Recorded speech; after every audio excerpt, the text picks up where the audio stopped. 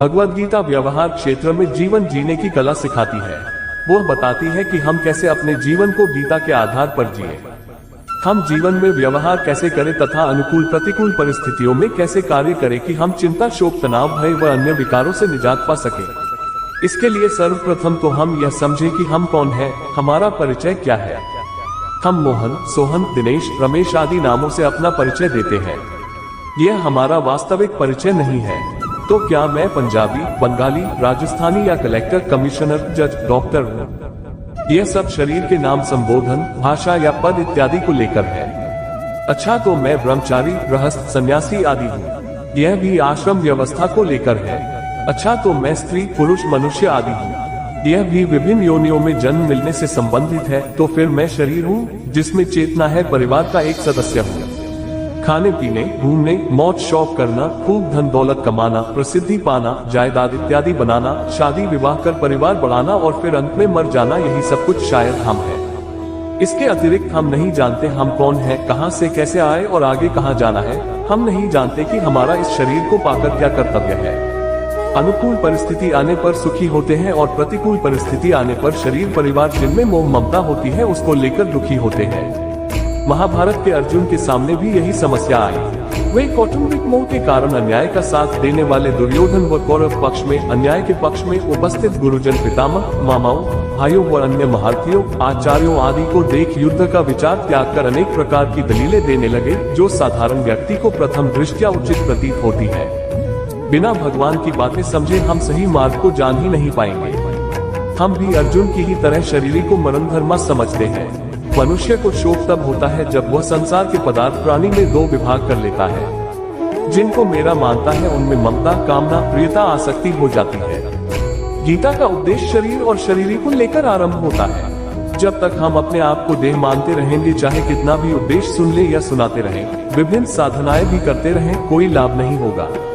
श्री कृष्ण बताते हैं कि शरीर जड़ है, नाशवान है, परिवर्तनशील है और आदि अंत वाला है और इसमें चेतन तत्व शरीरी देही अविनाशी है, अनादि है, नित्य है, अतः इसको कारणों से जाना नहीं जा सकता। यह शरीरी न कभी जन्मता है न मरता है, यह नित्य निरंतर रहने वाला व शाश्वत है। शरीर के मारे जाने पर भी यह नहीं मारा जाता। शरीर असत है और शरीरी सत है। सत सदा विद्यमान रहता है और असत की सत्ता नहीं है।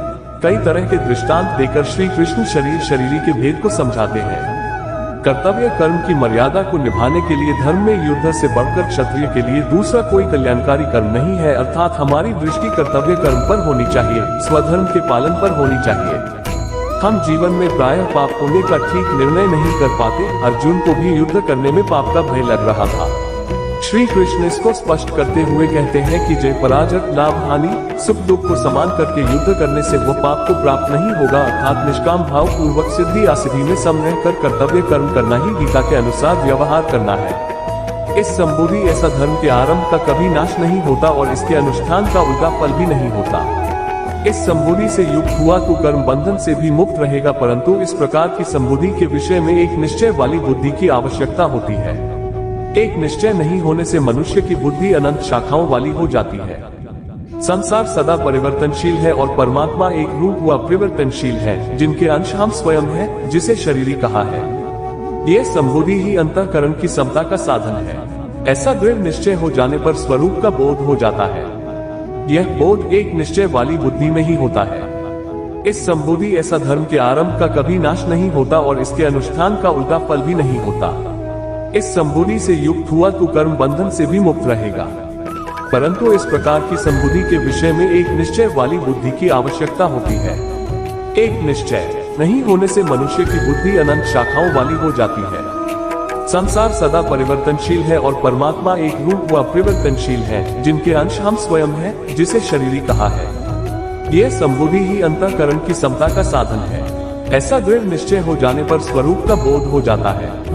यह बोध एक निश्चय वाली बुद्धि में ही होता है। लेकिन संसार के पदार्थ, धन आदि प्राप्त करने का उद्देश्य रहने पर एक निश्चयात्मक बुद्धि नहीं हो सकती। फिर बुद्धि की अनंत शाखाएं हो जाती हैं। अनंत शाखाएं हो जाने से मनुष्य कामनाओं में तन्मय हो जाते हैं, स्वर्ग इत्यादि की प्राप्ति को श्रेष्ठ समझने लगते हैं। वेदों में स्वर्ग के भोगों का वर्णन विस्तार से कहा गया है। अतः मनुष्य उनके वेदों के प्रभाव में आने पर स्वर्ग के अनेक भोगों की ओर खींच जाता है। लेकिन वेद शास्त्रों को तत्व से जानने वाले ब्रह्म ज्ञानियों का वास्तविक तत्व जानने के कारण उनमें कोई प्रयोजन नहीं रहता। अतः भगवान कर्तव्य कर्म करने में ही हमारा अधिकार बताते हैं, उनके फलों में नहीं।